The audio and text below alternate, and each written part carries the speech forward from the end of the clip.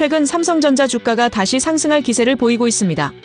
이재용 삼성전자 회장이 최근 삼성 임원들에게 삼성다운 저력을 잃었다고 질책하며 사직생의 각오로 위기에 대처해야 한다고 강조한 것으로 알려졌으며, 삼성전자가 엔비디아향 HBM3 후공정 실사에서 고득점을 획득했다는 기사까지 나오면서 긍정적인 요소들이 부각되고 있는 상황인데요. 삼성전자는 저평가이고 저력이 있기 때문에 다시 기술 패권 선두권으로 올라설 것이다. 아니다, 이번에는 기술 패권을 완전히 뺏겼고 큰 반전을 기대하기 어렵다라는 의견이 엇갈리는 가운데 삼성전자 주가의 향방에 대한 궁금증이 커지고 있습니다. 오늘 영상에서는 삼성전자 주가의 상승 요인과 하락 요인을 팩트만을 통해 알아보도록 하겠습니다.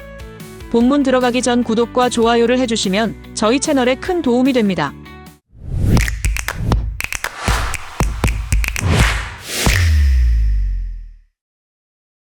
먼저 삼성전자 주가 하락 요인을 살펴보겠습니다. 최근 삼성전자 주가 하락의 주요 요인 중 하나는 반도체 시장의 불확실성입니다.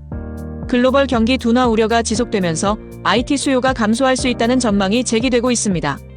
한 증권사 리포트에 의하면 메모리 반도체 시장은 단기적으로 수요 회복이 어려울 것으로 예상되며 가격 하락세가 지속될 가능성이 높다라며 부정적인 의견을 내놓았고, 특히 메모리 반도체 시장은 공급 과잉과 수요 부진이 겹치면서 가격 하락세가 이어지고 있습니다.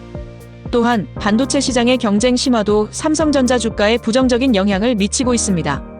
파운드리 사업에서는 TSMC가 독주를 하고 있고, 메모리 반도체 분야에서도 SK하이닉스 등 경쟁사들의 추격이 거세지고 있습니다. TSMC에게는 점유율을 지속적으로 내어주면서 점유율 격차가 벌어졌고, 후발주자인 중국 업체하고도 별로 차이가 나지 않고 있습니다.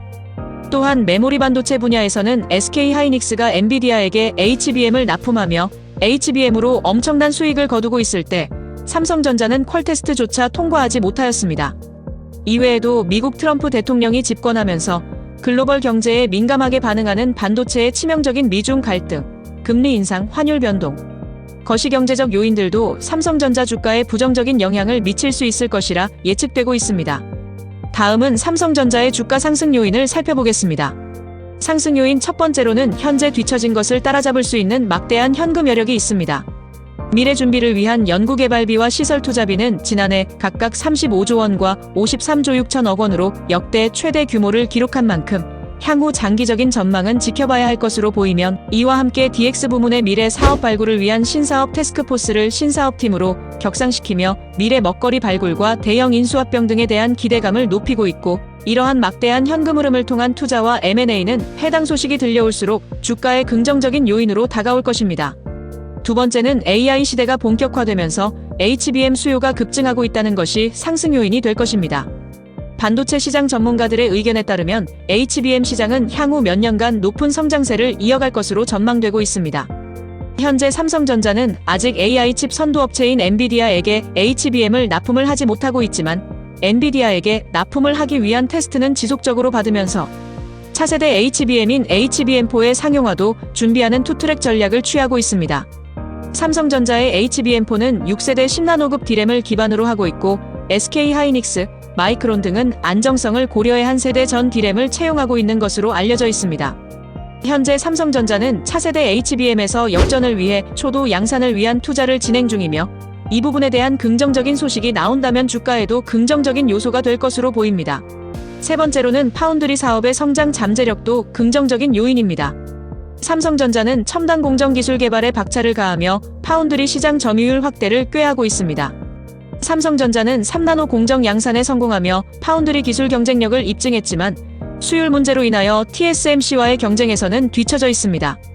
이를 타파할 정책으로 삼성전자는 TSMC보다 먼저 GAA 공정을 도입한 만큼 경험과 노하우를 바탕으로 2나노 공정에서 앞서가겠다는 계획입니다.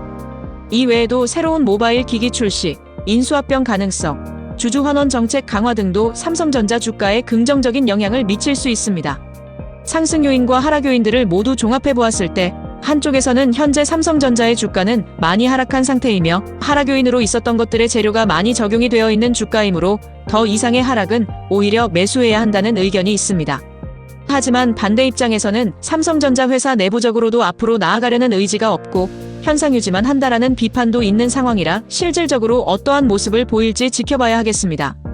통신, 디스플레이, 휴대폰, 가전 등의 기존 사업들이 큰 문제 없이 순항하는 것, 공정 수준이 낮은 레거시 반도체에서 중국이 따라오는 만큼 HBM에서의 초격차를 벌리는 것, 그리고 파운드리에서 2나노 기술력을 높이고 TSMC와의 초격차를 만드는 것, 이 세 가지가 주가 향방을 가르는 주요 요소가 될 것 같습니다. 오늘 다룬 상승 요인과 하락 요인을 잘 기억해 주시고 삼성전자를 투자함에 있어서 참고해 주시면 되겠습니다. 위 내용에 대한 정리본은 하우투머니 TV 채널 게시판에 올려놓았으니 확인해 주시면 되겠습니다. 삼성전자의 2025년 주가 향방은 어떻게 될까요? 여러분의 의견을 댓글로 남겨주시기 바랍니다. 이상 돈 되는 이슈, 돈 이슈였습니다.